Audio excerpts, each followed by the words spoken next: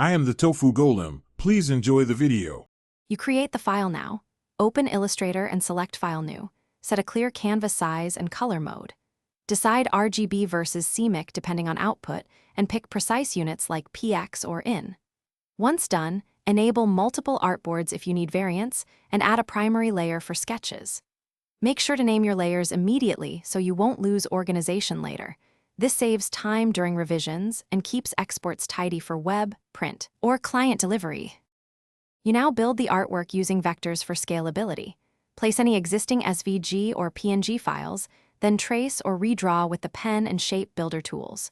Use Pathfinder to merge or cut shapes and apply fills, gradients, and strokes with consistent swatches.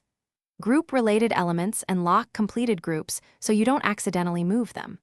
Once refined, tidy up anchor points and expand strokes where necessary. This ensures crisp exports and prevents surprises once you finish by saving the native AI file, then export copies, PDF for print, SVG for web, and PNG at multiple resolutions.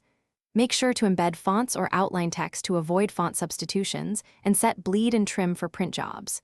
If something goes wrong, inspect layers for hidden objects, verify color mode, and raster effects resolution.